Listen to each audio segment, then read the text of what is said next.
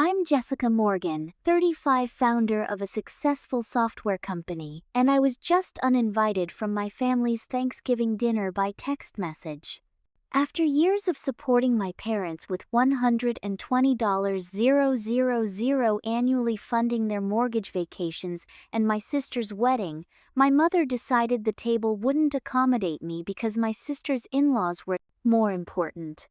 I stared at my phone, tears streaming down my face, knowing I'd never be enough, despite my generosity.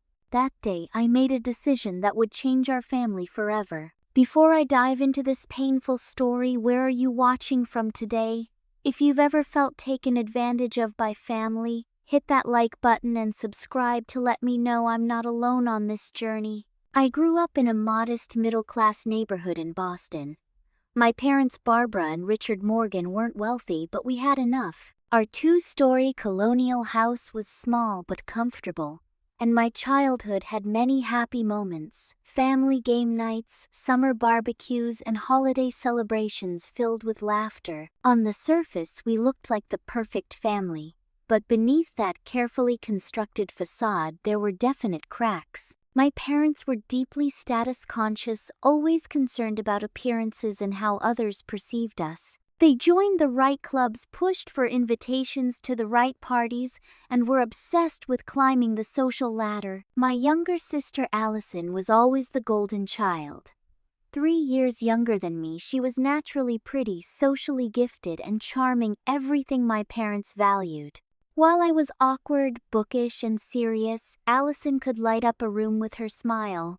She had the perfect combination of my mother's beauty and my father's charisma. People were drawn to her effortlessly. Allison gets her personality from my side of the family, my mother would often say at gatherings while I sat quietly in the corner with a book. I was the responsible one, a label that sounds positive but mostly meant I was expected to be self-sufficient while my parents focused their attention on Allison. I excelled academically because studying was my escape. Math and science came naturally to me, and I found comfort in their logical certainty. My report cards were filled with A's, but they were often met with brief acknowledgement rather than celebration. "That's what we expect from you, Jessica," my father would say, barely looking up from his newspaper. Meanwhile, when Allison brought home B's and C's, there was effusive praise and rewards for her improvement. The different standards were always clear but never discussed. College applications highlighted our family's priorities starkly. I was accepted to MIT with a substantial merit scholarship. My parents attended my high school graduation but missed my college orientation because it conflicted with Allison's dance recital. When I moved into my dorm room, I did it alone while they helped Allison prepare for her junior year of high school. 3 years later, when Allison was accepted to a prestigious but expensive fashion school in New York, my parents took out a second mortgage to fund her education. My father drove her to New York, helped set up her apartment, and took her shopping for furniture. My mother spent weeks helping her prepare, buying her a new wardrobe and decorating supplies. "She needs to make the right impression," my mother explained.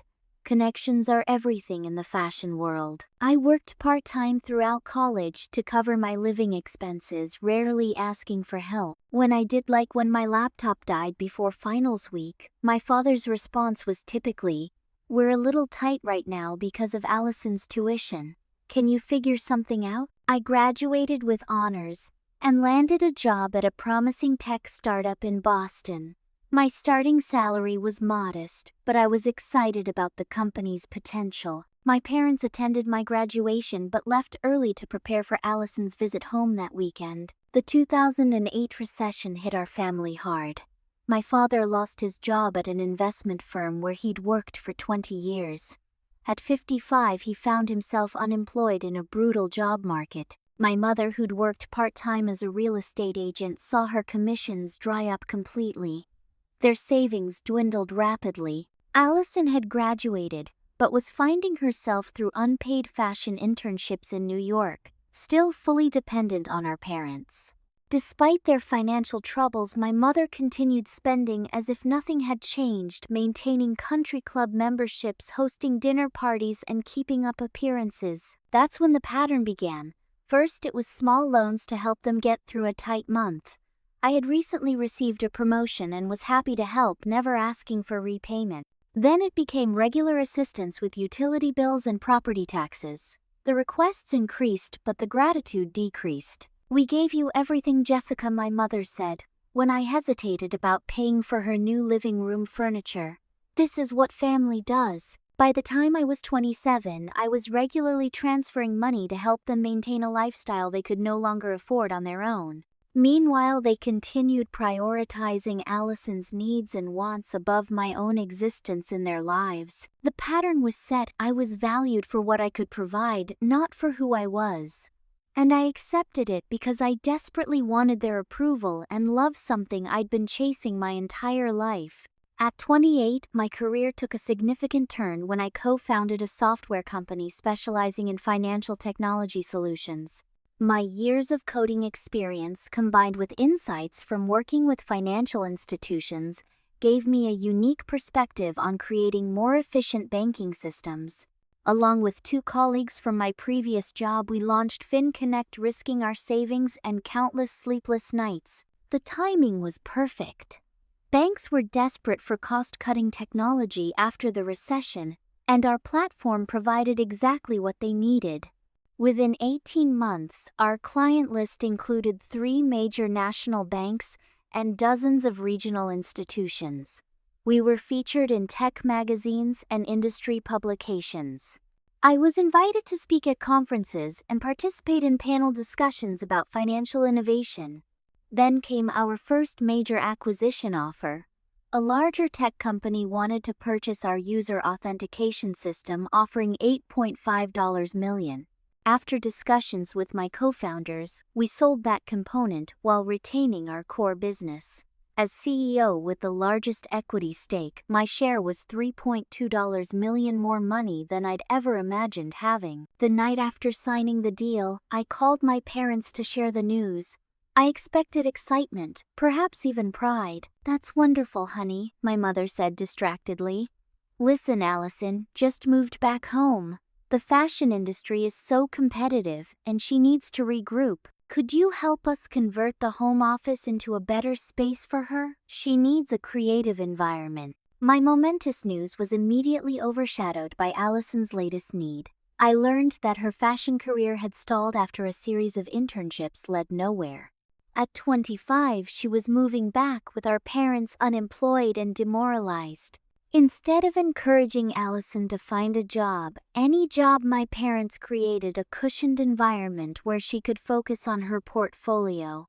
This meant expensive new computer equipment, fabric supplies, and converting rooms in their house to accommodate her creative process. I agreed to help, sending $15,000 for the renovation.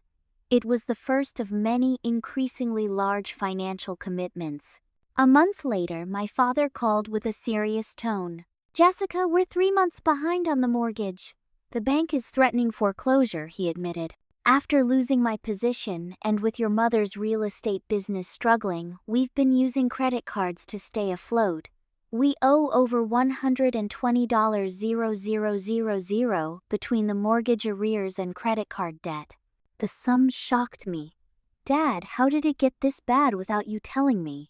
"We didn't want to worry you while you were building your business," he said, though I later discovered they'd been hiding their financial troubles for years while maintaining their lifestyle. After consulting with a financial advisor, I made a decision that would dramatically alter our family dynamic. I purchased a new home for them. The $750,000 property in a prestigious neighborhood would give them a fresh start with no mortgage.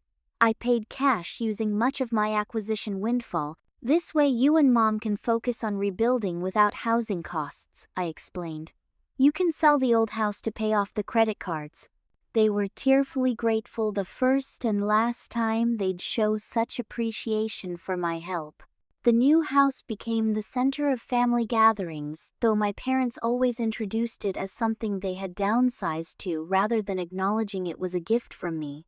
With the house settled, I established a regular monthly transfer of $10,000 to cover their living expenses, property taxes, and insurance. I also added them to my company health insurance as dependents, saving them considerable money. As FinConnect grew, so did the demands. Allison needed a car.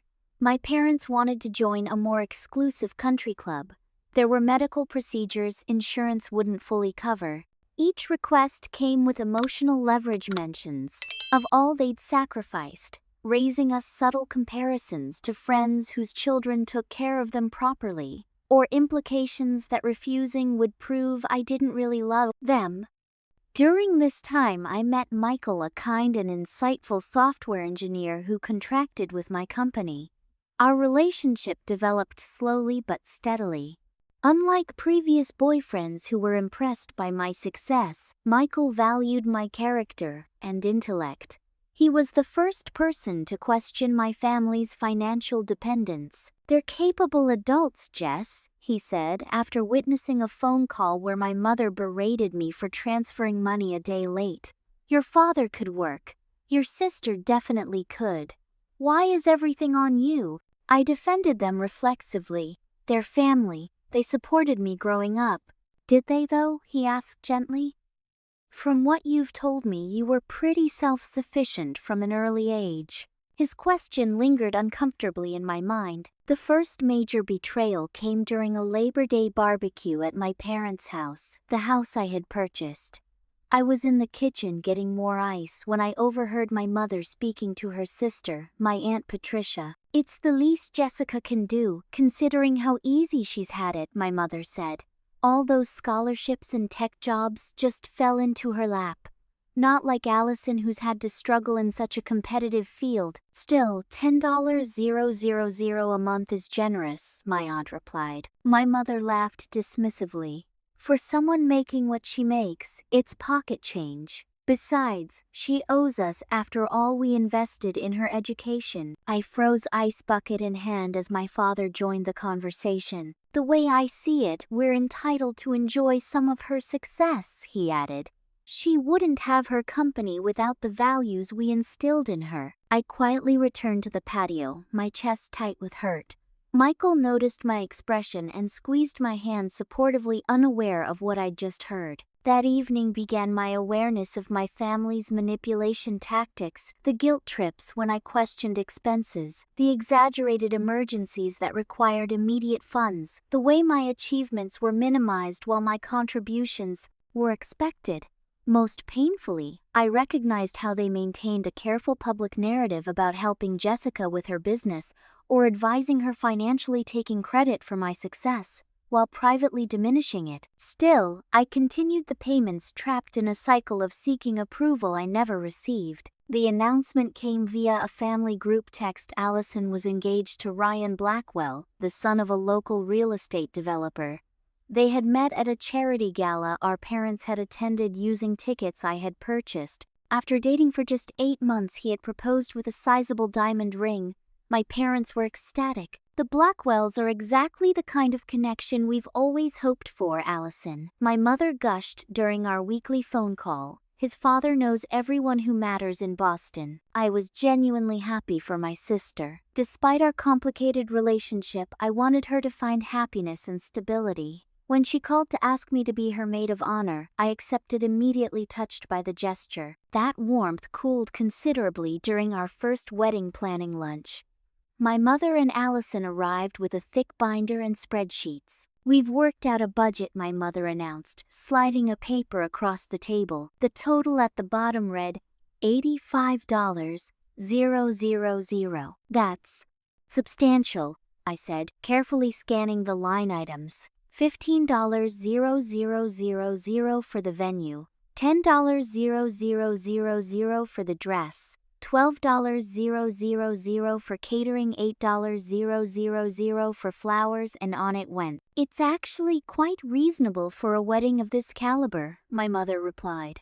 "The Blackwells have certain expectations." "Aren't the Blackwells contributing?" I asked. Traditionally, the groom's family helped with wedding expenses, especially one as affluent as Ryan's family. My mother and Allison exchanged glances. "They're handling the rehearsal, dinner, and honeymoon," Allison explained.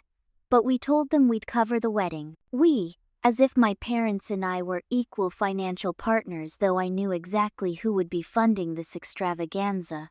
"I'm happy to help," I said, "but my company is going through a challenging phase right now." This was true. FinConnect was in the middle of developing a major new product line requiring significant investment.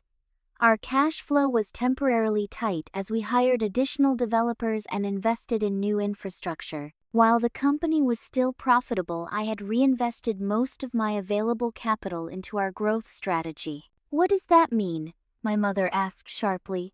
"It means I can contribute perhaps $50,000 now and the rest after we close our next funding round in about 6 months. The temperature in the room seemed to drop 10 degrees. "Allison can't wait 6 months to book vendors," my mother said. "Everything decent will be taken. Do you want your sister to have some second-rate wedding because you're being difficult?" "I'm not being difficult, Mom. I'm explaining my current financial situation." Allison's eyes filled with tears. "I knew you wouldn't want to help. You've always been jealous of me." "That's not true," I protested. "I just need to be responsible about—" "Responsible?" my mother interrupted. "What about your responsibility to your family? After everything we've done for you, you can't even help give your only sister the wedding she deserves." The conversation deteriorated from there. My attempt to explain business finances was dismissed as excuses. My suggestion to scale back certain elements was rejected as trying to ruin Allison's special day. That evening, Michael found me in tears after returning from a business trip. "They made it seem like I'm being selfish for not immediately writing a blank check," I explained. "Because you need to make payroll for 30 employees instead of buying ice sculptures that will melt in 4 hours. Michael responded incredulously. "Jess, that's not selfish, that's being a responsible business owner." The next family dinner escalated the conflict. My father took me aside, supposedly for a rational conversation between the financially minded family members. "Your mother and sister are emotional about this wedding," he began reasonably. "But you and I understand numbers. Surely there are assets you could liquidate or loans you could take." "Dad, I'm already giving you and Mom $120,000 a year for living expenses," I reminded him. "Plus extras whenever you ask. The company needs the capital I have right now. And we're grateful for your help," he said without sincerity. "But this is your sister's future. The Blackwells are influential people. These connections could benefit everyone, including your business." When I remained resistant, Michael stepped in. He had accompanied me to dinner and overheard my father's pressuring. "Sir, with all due respect," Michael said, "Jessica has been incredibly generous with her success. She bought you this house. She funds your lifestyle. She's offering $50,000 for the wedding, which is more than most people spend on entire ceremonies. Perhaps it's time to consider what you're giving back to her besides guilt and demands." The room fell silent. No one had ever directly confronted my parents about their exploitation before. "This is family business," my father said coldly. "And you're not family." "He's with me," I said, finding courage in Michael's support. "And he's right. After everything we've sacrificed for you," my mother joined in. "This is how you repay us, by bringing this outsider to judge us." Allison began crying dramatically. "You're ruining everything, Jessica. If you loved me, you'd want me to have my perfect day." In the end, I relented. I liquidated some personal investments at a loss to provide the $85,000 wedding budget up front. My business struggled that quarter, forcing me to delay hiring key personnel. I told myself it was worth it for family peace. The wedding planning proceeded with minimal input from me despite my role as maid of honor. My suggestions were ignored or dismissed. My mother and Allison made decisions, and I wrote checks. On the wedding day itself, after helping Allison prepare and managing last-minute crises, I discovered I had been seated not at the family table, but at a distant table with distant cousins and my mother's former co-workers. Michael was placed even further away among people none of us knew well. When I quietly asked my mother about the seating arrangement, she brushed it off. The head table has limited space and the Blackwells needed to be accommodated. I'm sure you understand. During the reception while getting a drink at the bar, I overheard my mother speaking to one of her friends. Yes, we managed to put together a lovely event, she was saying. The budget was tight, but Richard and I wanted to give Allison the wedding she deserved. It's beautiful, her friend commented. Jessica must have helped too with her tech money. My mother waved dismissively. Oh, she contributed, of course. But organizing everything, dealing with vendors, making all the decisions that fell to me. Jessica's always so busy with her little company, she barely had time to show up for fittings. I slipped away before being noticed the familiar pain of erasure burning in my chest. The wedding that had stressed my company that I had completely financed was now my mother's accomplishment. My contribution, both financial and personal, had been reduced to an afterthought. Michael found me outside staring at the garden lights. You okay? He asked gently. No, I admitted. But I'm starting to realize I never will be as long as I keep expecting them to value me for anything beyond my checkbook. After Allison's wedding, the dynamic between my family and me deteriorated further.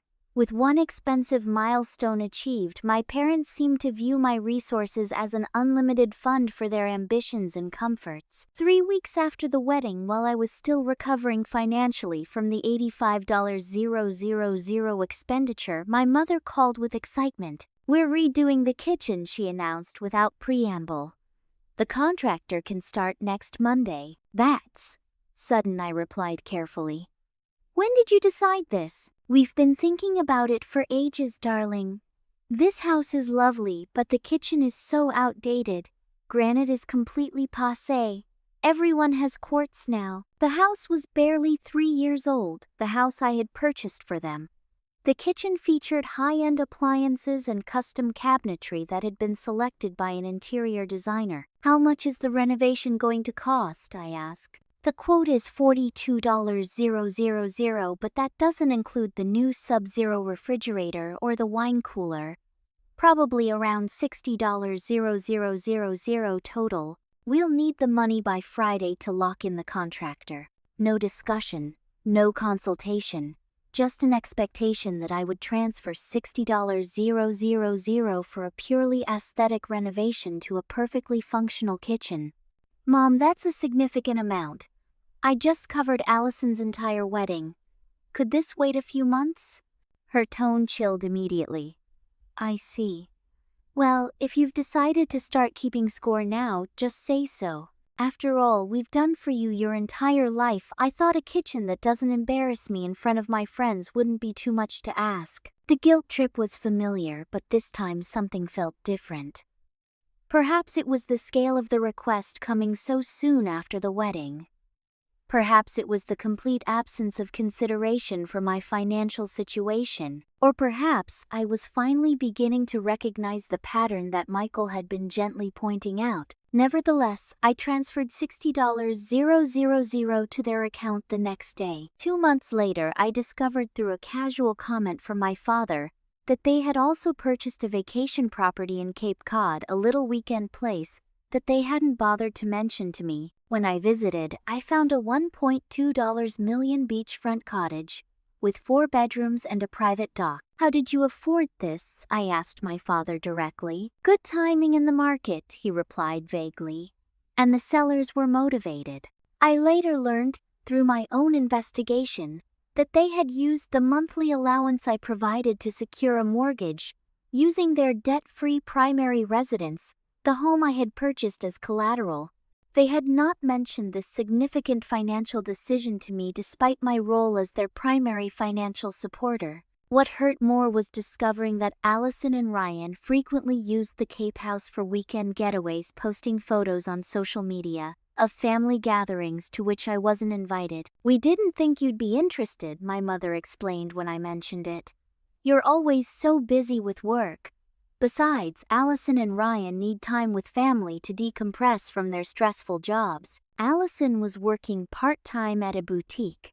Ryan's position at his father's company involved largely ceremonial responsibilities with generous compensation. Meanwhile, I was running a growing company with over 50 employees and increasing industry pressures. My 35th birthday arrived during this period. I received a text message from my mother. "Happy birthday, dear. Have a good day." My father didn't contact me at all. Allison sent a generic e-card 2 days late. That same day, my mother called with an emergency.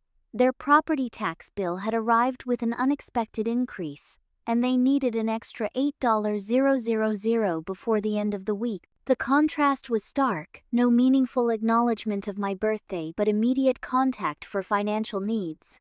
I transferred the money but felt hollow afterward. At Michael's encouragement, I began seeing a therapist, Dr. Samantha Wilson.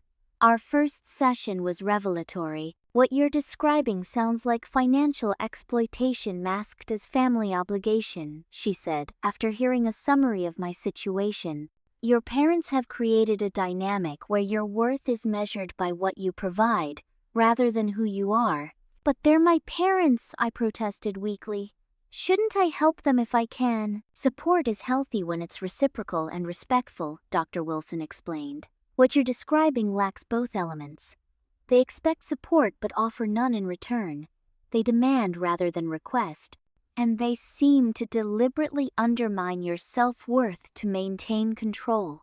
Over several sessions, Dr. Wilson helped me recognize patterns of emotional manipulation and the deep-seated need for parental approval that kept me locked in the dysfunctional cycle. "Your parents discovered early that traditional parental approval didn't motivate you enough," she observed.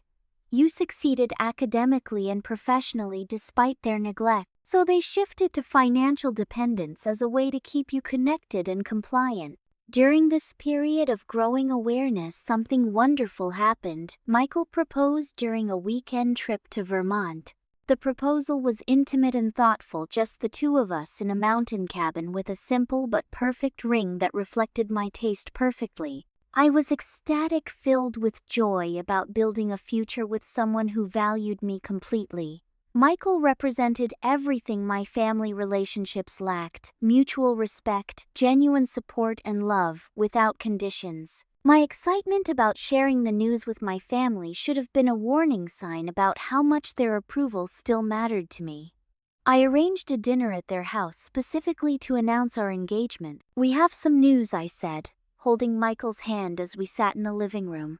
"We're engaged." The response was tepid at best. "Oh, that's nice," my mother said with a quick glance at the ring. "Simple and understated. How appropriate." "Congratulations," my father added without enthusiasm. "Have you set a date?" "Not yet," Michael replied. "We're thinking about next fall, perhaps a small ceremony in Vermont where I proposed." Vermont. My mother's eyebrows shot up. "Why would you get married in Vermont when we're here in Boston?" "We thought a destination wedding might be nice," I explained. "Something intimate with just close friends and family." "Well, I hope you're not expecting us to travel all that way," my mother said. "Your father's back has been bothering him, and long car rides are difficult." The conversation quickly devolved from there. Instead of celebrating our engagement, my parents spent the evening outlining their expectations for my wedding, a large Boston affair at the same country club where Allison had been married, with their extensive social circle in attendance. "The Prescotts asked just the other day when you'd finally settle down," my mother mentioned, referencing Allison's in-laws. "They'd be terribly disappointed to miss your wedding." "I've barely met the Prescotts," I pointed out. "We're thinking of something small, maybe 50 people total." "Don't be ridiculous," my mother dismissed. "We couldn't possibly keep it under 200. And you'll need to book soon if you want the country club. They're reserved months in advance for weddings." My father added his perspective. "If you're concerned about cost, we understand. But surely you'd want to give your mother the joy of seeing both her daughters properly married in the same venue." The second major betrayal occurred as we were leaving that night. I overheard my mother on the phone with Allison. "Yes, she finally got engaged. No, it's not what I would have chosen for her, but at her age she can't be too selective. The ring is quite modest, nothing like yours." I know, but we'll make the best of it.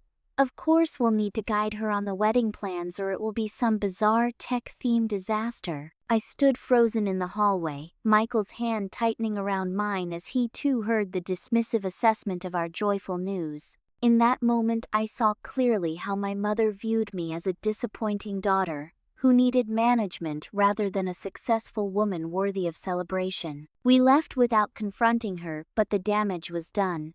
What should have been one of the happiest announcements of my life had been turned into another opportunity for criticism and control. Dr. Wilson helped me process this painful experience. Your engagement represents independence and a shift in priority away from your family of origin toward your chosen family with Michael, she explained. For parents who have built their relationship with you around dependence and control, this is threatening. So they'll never be happy for me, I asked, tears streaming down my face. They might be, but only on their terms, and only if they can maintain the existing power dynamic, she replied gently. The question is whether you're willing to continue prioritizing their conditional approval over your own happiness. It was a question I was still struggling to answer as Thanksgiving approached. As October turned to November, Michael and I had settled into our engagement and begun preliminary wedding discussions. We decided on a September ceremony the following year at a beautiful Vermont lodge, small, meaningful, and entirely ours. I was looking forward to Thanksgiving as an opportunity to reconnect with extended family members I rarely saw and introduce them to Michael properly as my fiancé. I told my parents we'd arrive Wednesday evening and stay through the weekend, I mentioned to Michael over breakfast.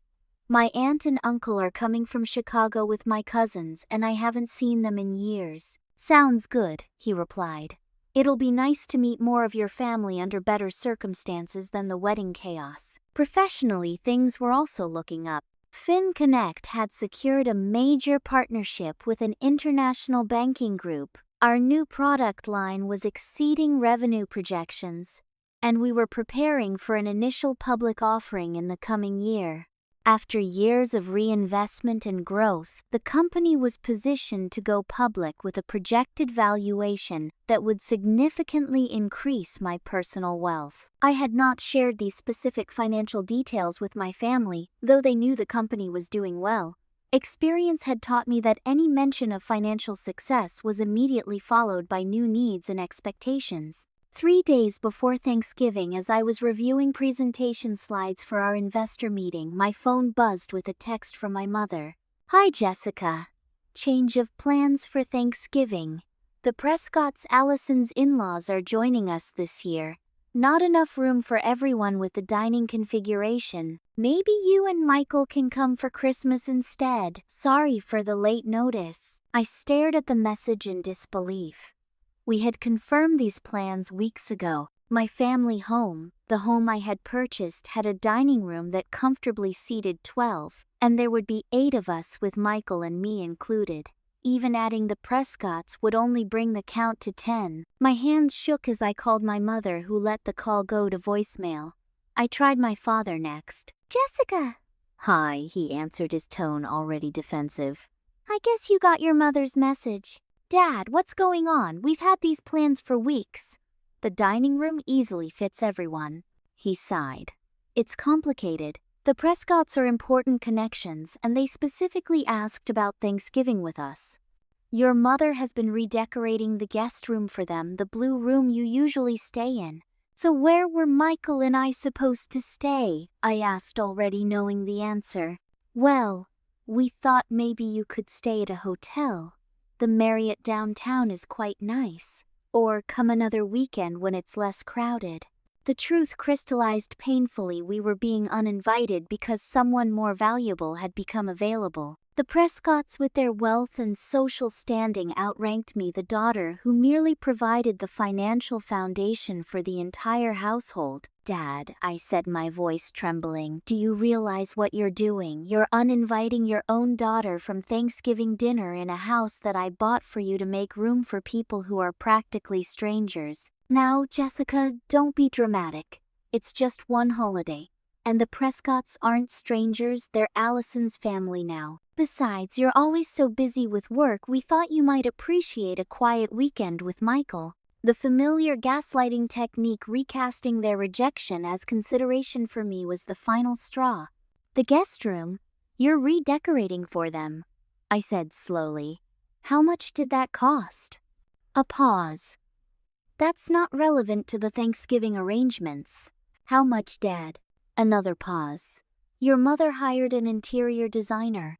The furniture drapes new bathroom fixtures. About $30,000. Which I paid for, I stated flatly. You spent $30,000 of my money to redecorate a room in the house I bought to impress people who are taking my place at Thanksgiving dinner. When you put it that way, it sounds terrible, he protested. Family finances are complicated. We don't think of it as your money versus our money. That's because it's all my money, I replied, a sudden clarity washing over me. And you've never thought of me as family.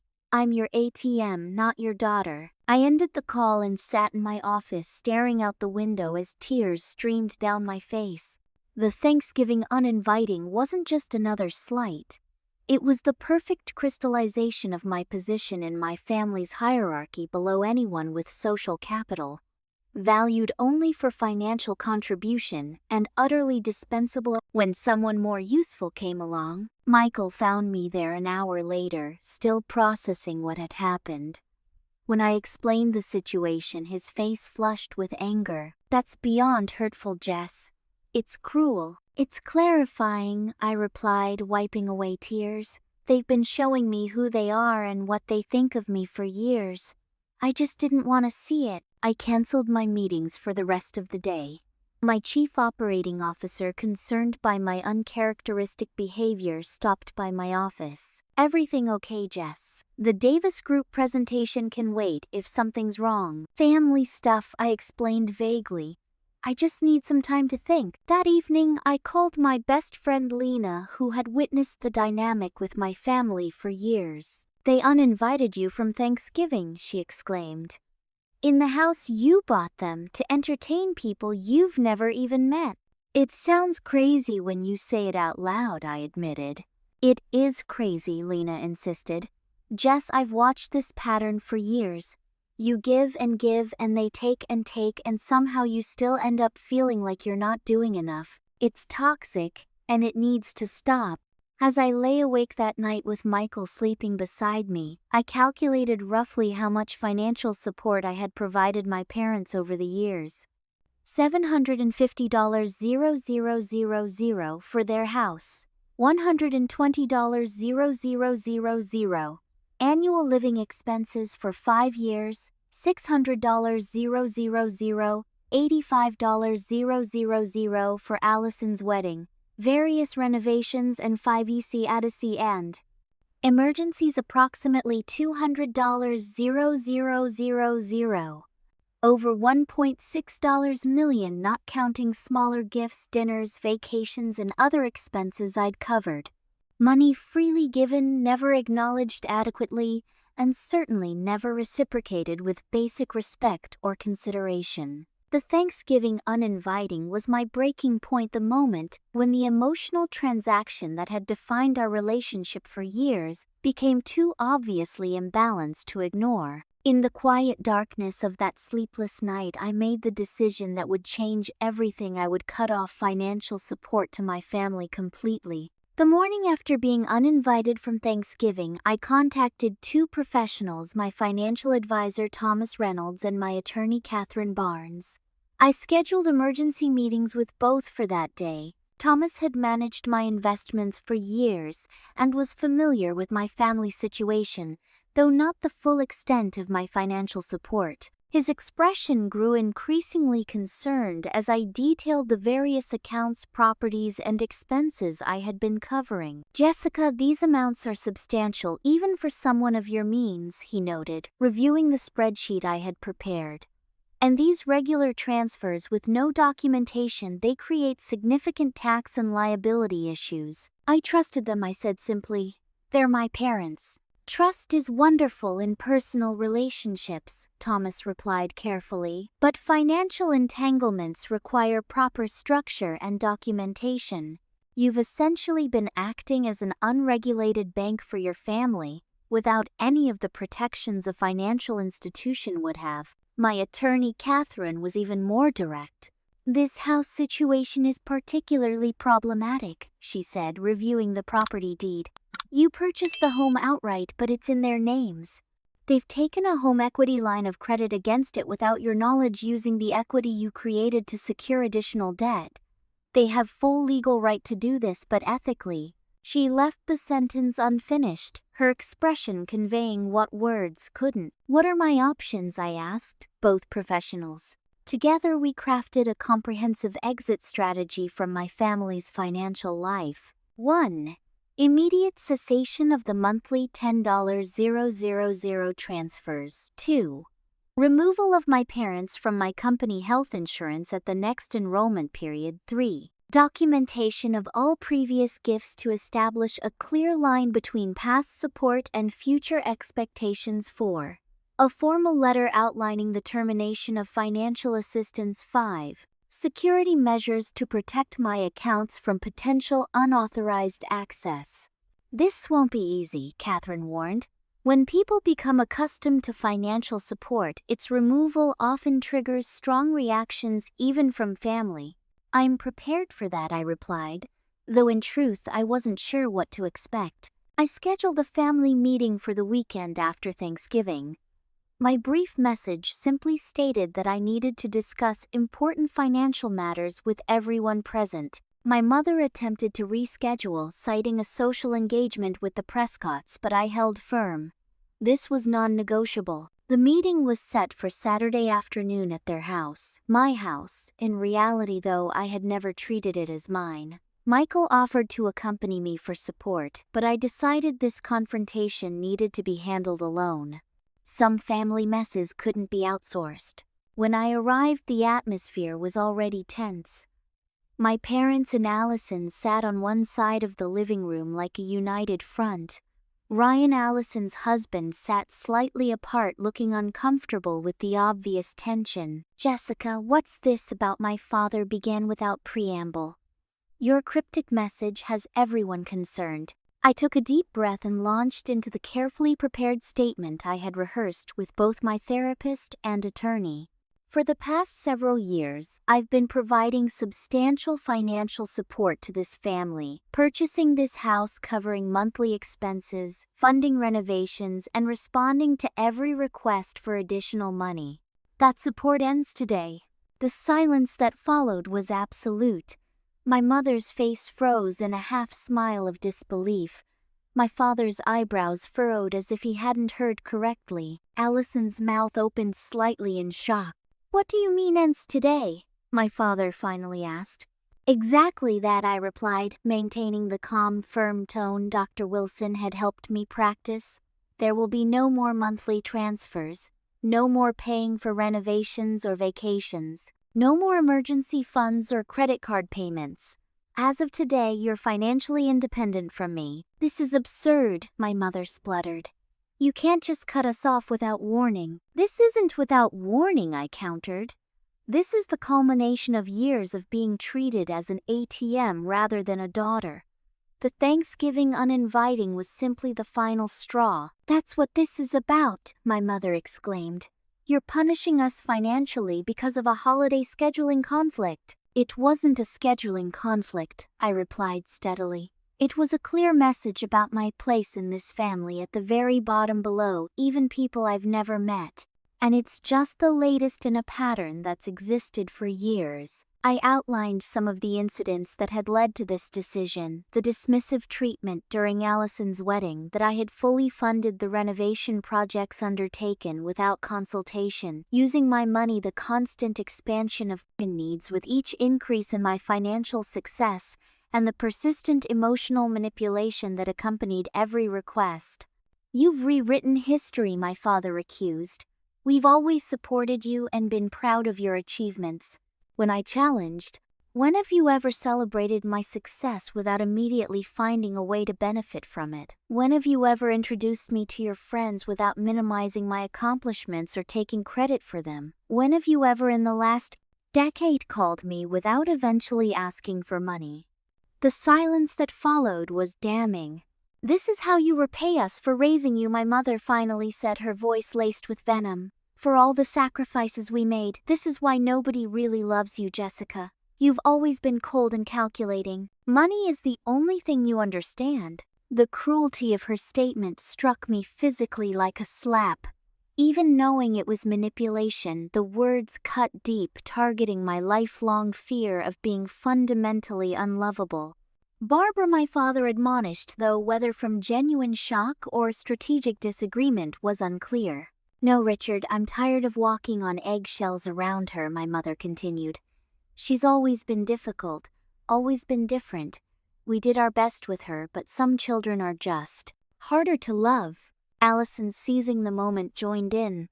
"You've always been jealous of me. Now you're punishing all of us because you can't stand that I'm happier than you. You're selfish, and you always have been." I had anticipated anger, bargaining, perhaps even threats. But the immediate resort to attacking my deepest insecurities revealed something important. They knew exactly how to hurt me because they had been doing it deliberately for years. "I've prepared documentation of all financial support provided to date." I continued, placing a folder on the coffee table despite my shaking hands. "This includes the deed to this house, which legally remains in your names despite being purchased with my funds. Consider it my final gift." "If you do this," my father said slowly, his voice dropping to a threatening tone I'd never heard before, "you are no longer our daughter. Do you understand that? You will be cut off completely from this family." The irony of his threat, that I would lose the very people who had just demonstrated how little they valued me, almost made me laugh. "I understand completely," I replied, standing to leave. "I've been functionally without parents for years. The only difference now is that I'll stop paying for the privilege of being dismissed, manipulated, and exploited." "You'll regret this," Allison called as I walked toward the door. "When you're alone with no family, you'll come crawling back." I paused at the doorway, turning to face my family one last time. "I'm not alone. I have people in my life who value me for who I am, not what I can provide. That's something I doubt any of you can understand." The drive home was a blur. I had maintained composure through the confrontation, but once alone in my car, the emotions flooded out. By the time I reached home, where Michael waited anxiously, I was spent but strangely peaceful. The hardest part was done. That peace was short-lived.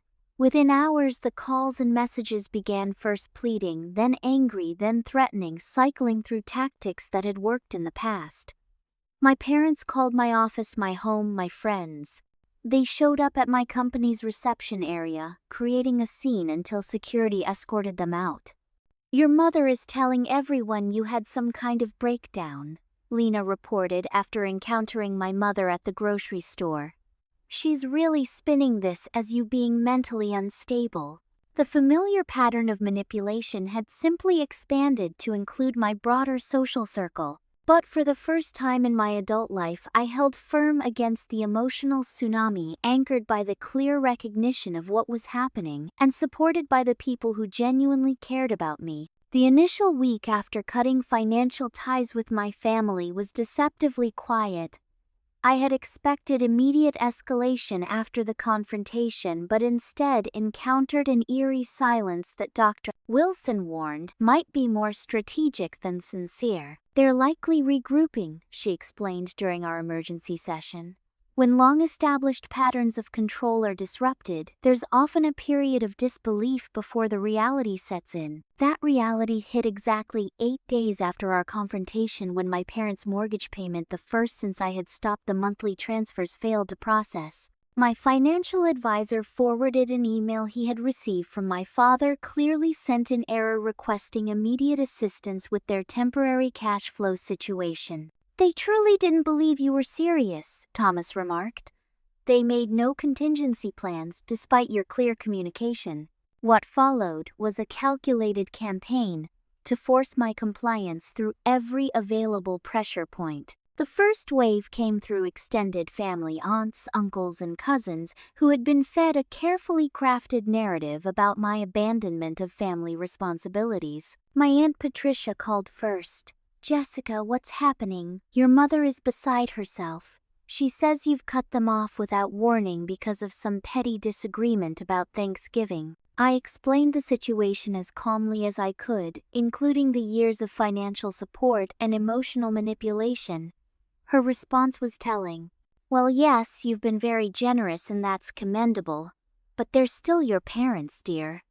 Family obligations don't just disappear because of hurt feelings.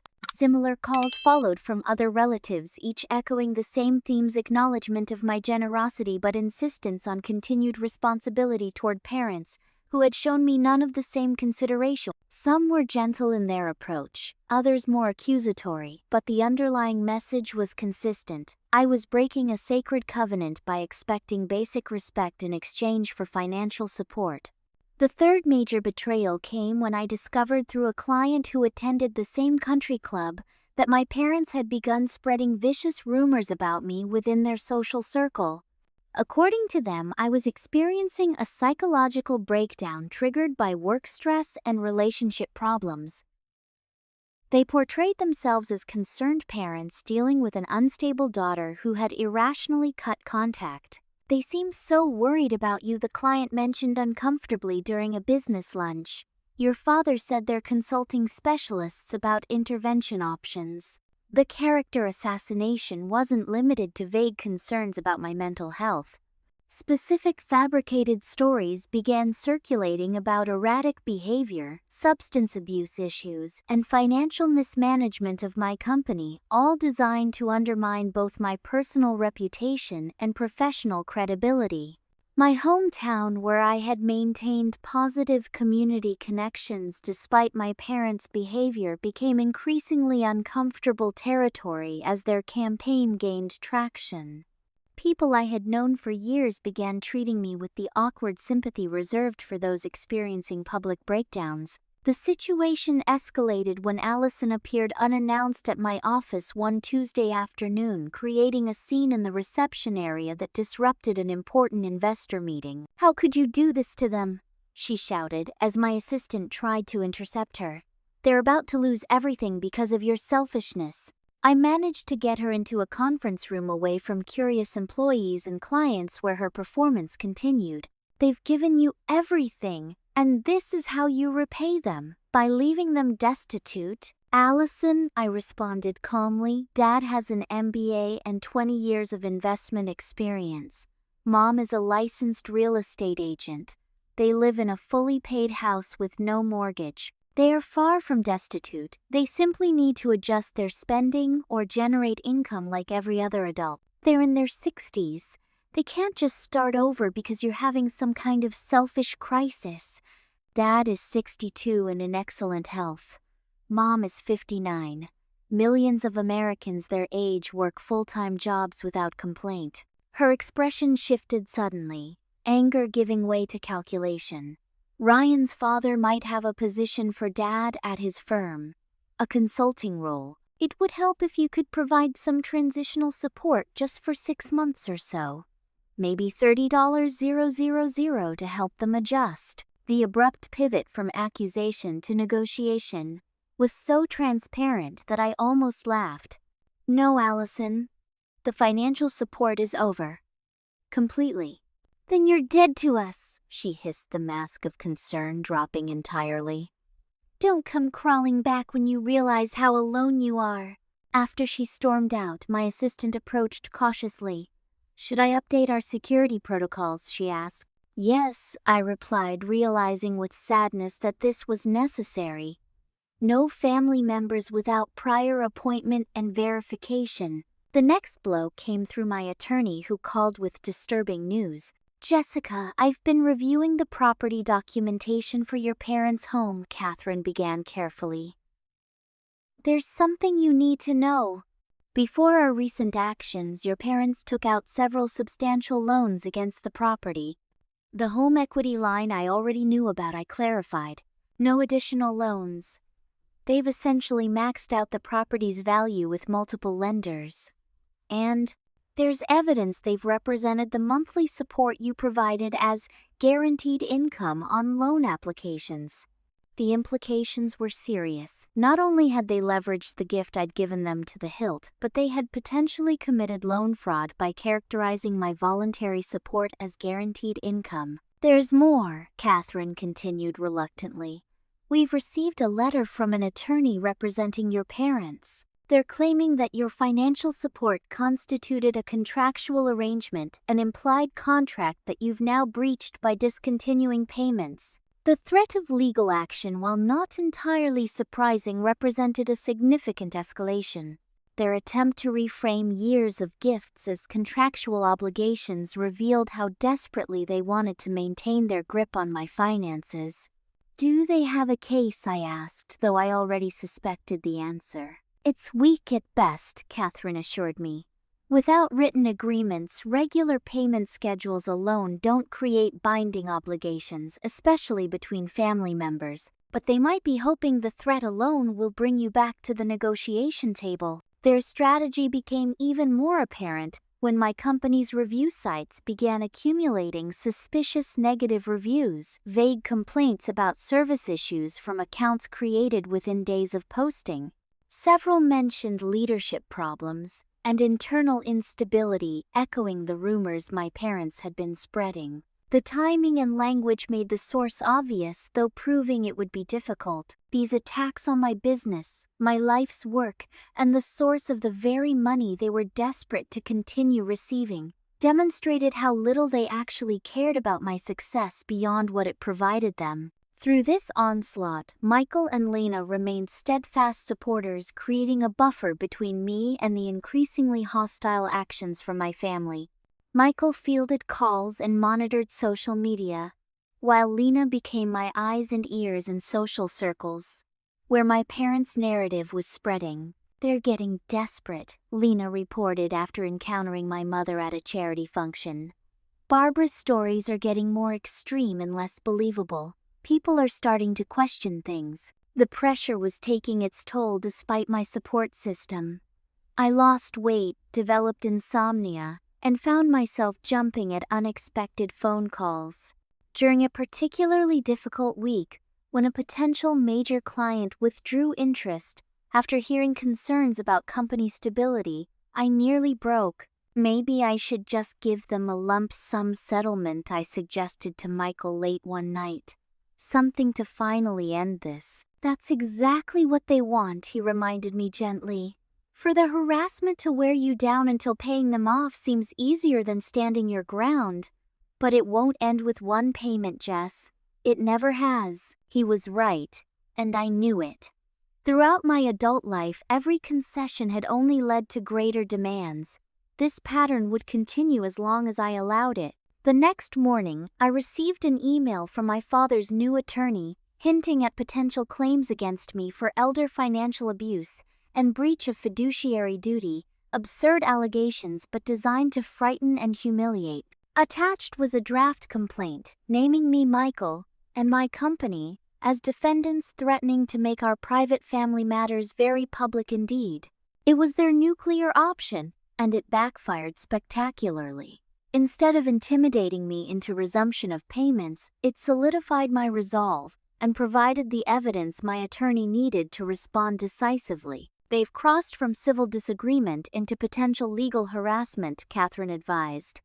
"We now have grounds for a strong counterclaim and possibly restraining orders if this continues." Instead of retreating, I authorized Catherine to respond with our own legal documentation, a comprehensive record of every financial gift, the property deed evidence of their subsequent loans, and a formal cease and desist letter regarding the defamatory statements they had been spreading. The message was clear: I was no longer afraid of their tactics, and I was prepared to defend myself publicly if necessary. When my parents' attorney received our comprehensive response package, complete with documentation of every financial gift and a detailed timeline of their escalating demands, there was a brief, tense period of silence. For 3 days we heard nothing, no response to our cease and desist letter, no withdrawal of their threatened lawsuit, no further public attacks. Then came the official notice. They were proceeding with legal action, filing a civil complaint alleging breach of verbal contract, promissory estoppel, and unjust enrichment. The complaint demanded reinstatement of the monthly support payments compensation for financial hardship caused by the sudden termination of support and payment of their legal fees. "They're actually doing this," I said in disbelief, staring at the formal court documents Catherine had forwarded to me. "They're suing their own daughter for not continuing to give them money voluntarily. It's a desperate move," Catherine reassured me. "But it does mean we enter a discovery phase, which might actually work in our favor." She was right. The discovery process, where both parties are legally required to provide relevant documentation, revealed far more than my parents had anticipated.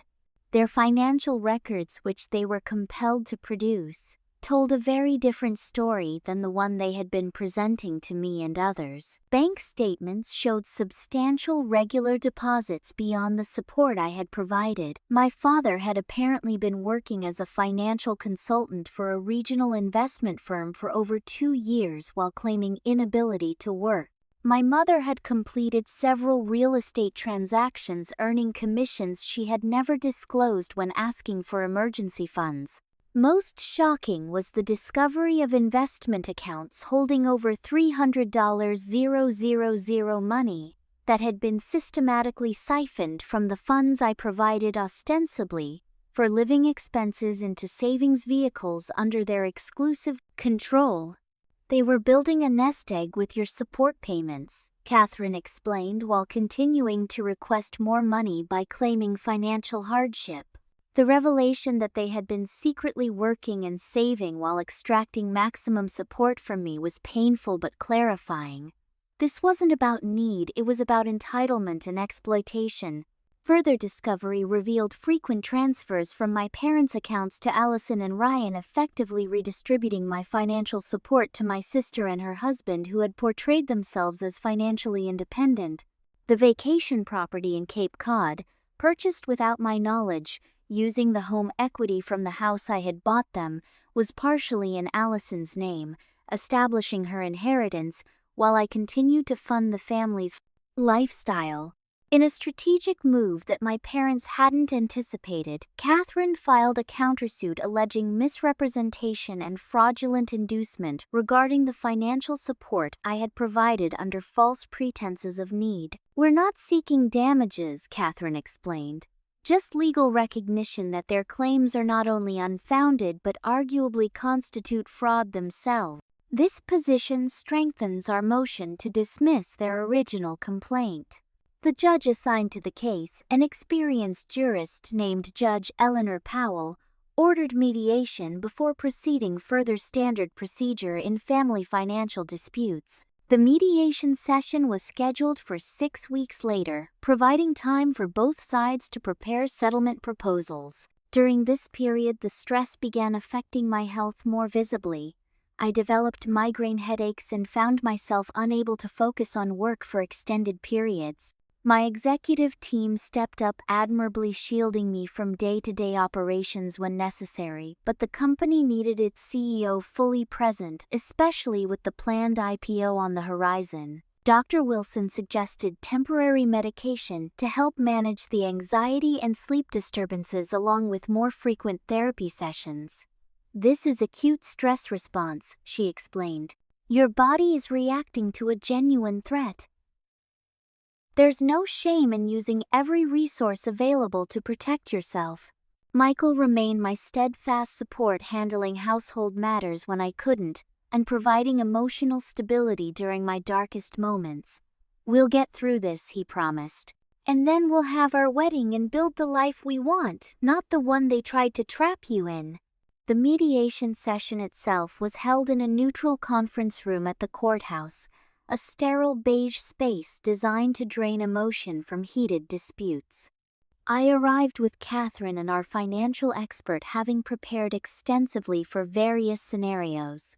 My parents entered with their attorney, a distinguished-looking man named Bradford Wilson, who specialized in estate disputes, and their own financial advisor. Allison had not been named in the lawsuit, but appeared nonetheless, positioning herself as an interested family member concerned about our parents' welfare. The mediator, a retired judge named Thomas Grayson, allowed her to remain despite Catherine's objection. What followed was 5 hours of the most honest and consequently most painful conversation my family had ever engaged in. With the protection of legal representation and a neutral third-party pretenses fell away, revealing the raw dynamics that had shaped our relationship for decades. Mr. and Mrs. Morgan, Judge Grayson began after introductions. Please explain in your own words what you believe your daughter owed you and why. My mother spoke first. Jessica has been blessed with extraordinary financial success.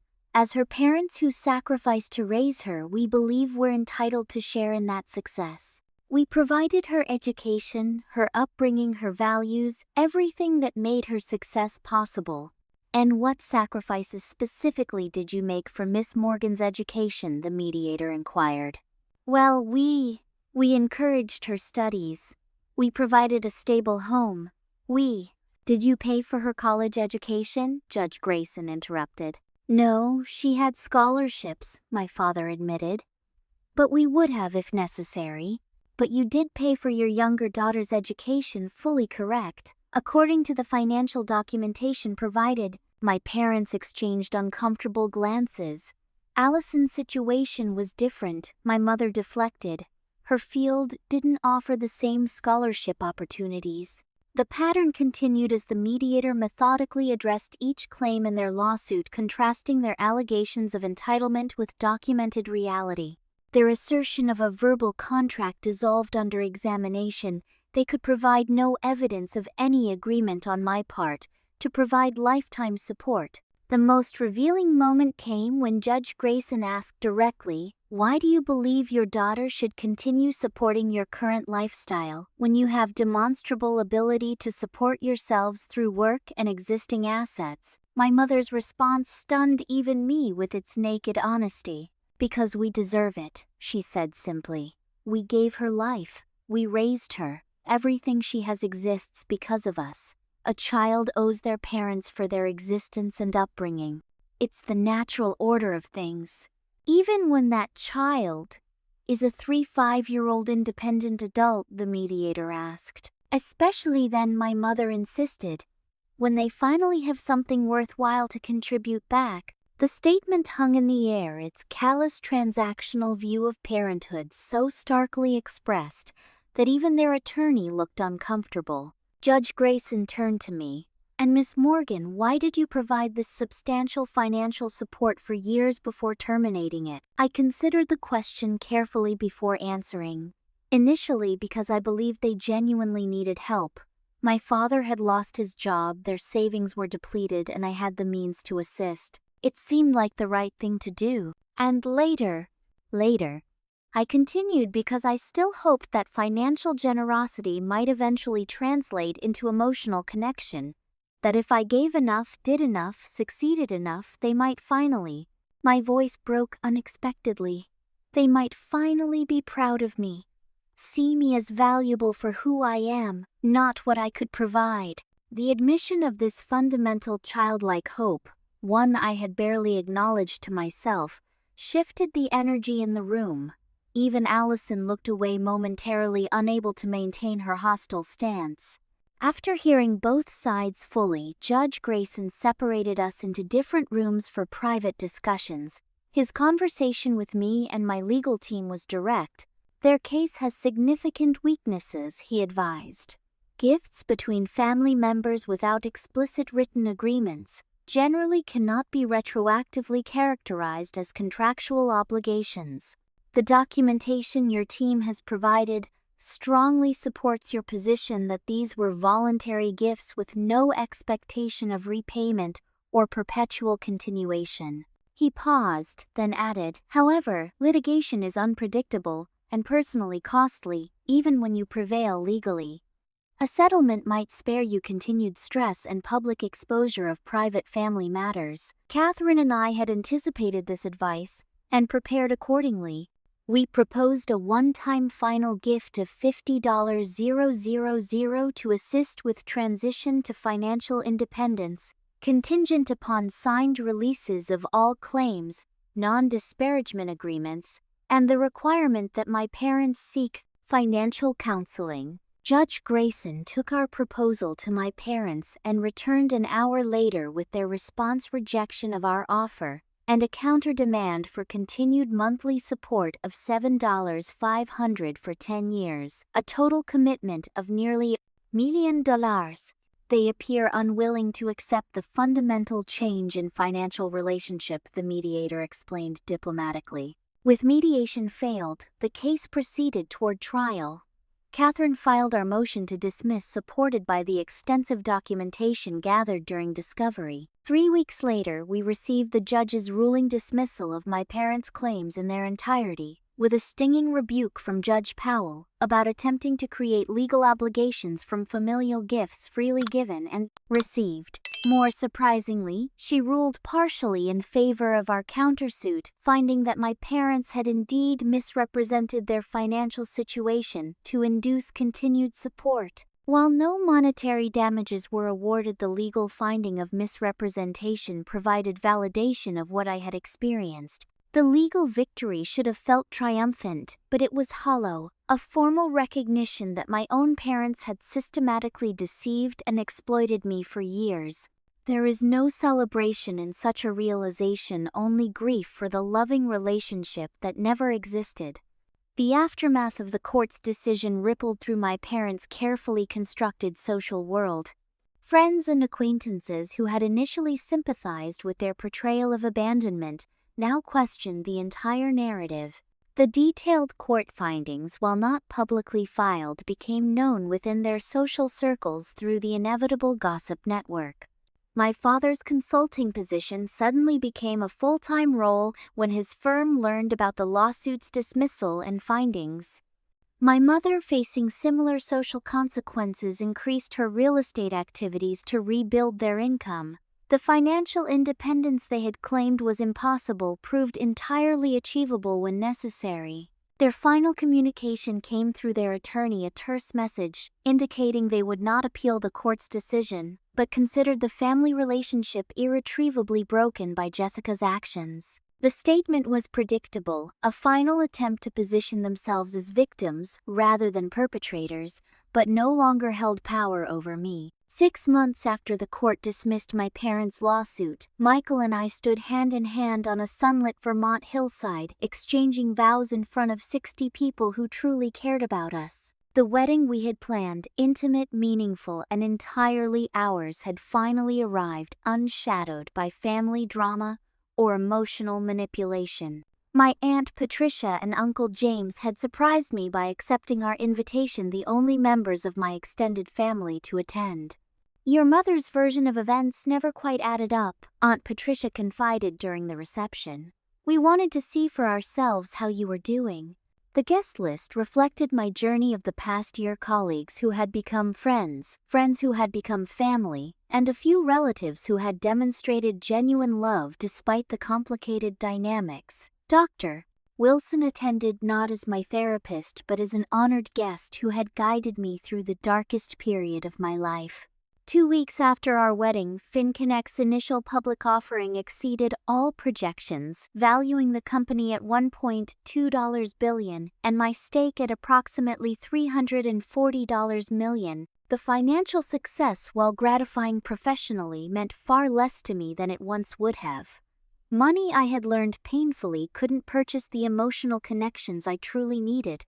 In the aftermath of both personal and professional milestones, Michael and I established the Morgan Foundation for Educational Opportunity, a scholarship program for students from difficult family backgrounds who demonstrated academic promise but lacked support systems. The initial endowment of $20 million would provide comprehensive assistance, including tuition, living expenses, mentorship, and psychological support services. Not just academic support, I explained to the foundation board, but the emotional resources I wish I'd had access to earlier in life. Many high-achieving students from dysfunctional families don't just need financial assistance, they need help processing the complicated family dynamics that shaped them. My therapy with Dr. Wilson continued, though with reduced frequency, as my symptoms of anxiety and depression gradually improved. The legal validation of my experience had provided unexpected healing, confirming that my perception of exploitation wasn't a distortion, but a painful reality. The lawsuit was actually a gift in disguise, I reflected during one session. Without their extreme action, I might have continued doubting myself, wondering if I was being overly sensitive or selfish. That's often how clarity arrives, Dr. Wilson noted. Not through gentle revelation, but through circumstances that force us to confront reality unambiguously. 3 months after our wedding, an unexpected letter arrived with my mother's handwriting on the envelope. I stared at it for a long time before opening it, steeling myself for another manipulation attempt or guilt trip. The 3-page letter was unlike any communication I'd ever received from her, an oddly formal missive expressing forgiveness for my abandonment of family obligations, while suggesting that reconciliation might be possible if I demonstrated appropriate remorse and resumed financial support. The letter contained no acknowledgement of their behavior, no recognition of the court's findings, and no genuine remorse, just a thinly veiled attempt to re-establish control through emotional manipulation. After reading it twice to ensure I hadn't missed any hint of genuine self-reflection, I filed it away without responding. 2 weeks later, I received a text message from Allison, the first direct contact since the courthouse mediation. Unlike our parents' letter, hers contained a hint of genuine reflection. "I've been thinking about everything that happened," she wrote. "Ryan and I are in couples therapy, and it's making me see some patterns in our family that aren't healthy. Could we talk sometime?" After consultation with Dr. Wilson, I agreed to meet Allison at a neutral coffee shop. The conversation was awkward at first, filled with careful small talk and obvious avoidance of difficult topics. Eventually, she broached the subject directly. "I didn't understand why you cut them off," she admitted. "It seemed cruel and sudden. But then I started noticing how they talk about me to Ryan's parents, always taking credit for my accomplishments, using me to improve their social standing. It felt familiar." "Because that's how they've always operated," I replied gently. "They've started asking Ryan and me for money," she continued. "Small amounts at first, then larger requests. Ryan's father pointed out the pattern. It made me think about your situation differently." While not exactly an apology, her recognition of the pattern represented significant growth. We parted with tentative plans to meet again in a few months. No promises of instant reconciliation, but a small opening for a different type of relationship between sisters. My parents remained estranged by their choice. Occasional updates reached me through extended family or mutual acquaintances. They had downsized to a smaller home. My father was working full-time again. My mother had increased her real estate business. They had adapted to financial independence, as I had always known they could, though they continued to present themselves as victims of abandonment rather than consequences of their own actions. The company continued to thrive, though my relationship with work had fundamentally changed. I delegated more, prioritized balance, and focused on strategic direction rather than day-to-day operations.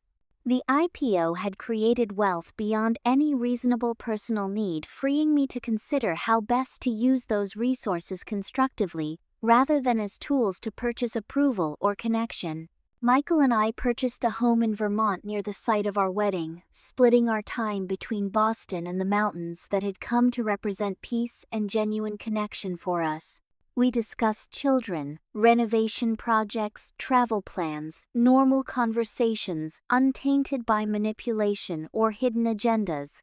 A year after cutting financial ties with my family, I realized the most profound change wasn't external but internal. The constant anxiety about being enough, doing enough, giving enough had finally quieted. The exhausting effort of trying to earn love through financial generosity had been replaced by the simple joy of being valued authentically by people who wanted nothing from me except my presence in their lives. Dr. Wilson helped me articulate this evolution during what would be one of our final regular sessions. The realization that truly healthy relationships don't require purchased affection, feels like breathing fresh air after years in a smoky room," I explained. "I keep waiting for the other shoe to drop from Michael or friends to present me with some emotional invoice, but it never happens. That's the difference between transactional relationships and genuine connections," she observed. "One is based on what you can provide, the other on who you are. You've always deserved the latter." The journey from financial exploitation to emotional freedom hadn't been linear or easy. There were still difficult days, still moments of grief for the loving family I had never had and would never have. But those moments no longer defined me or determined my worth. By standing firm against manipulation, I had discovered strength I never knew I possessed. By releasing the fantasy of earning parental love through financial sacrifice, I had freed myself to build authentic relationships based on mutual respect rather than exploitation. And by refusing to continue unhealthy patterns, I had created space for genuine healing and growth.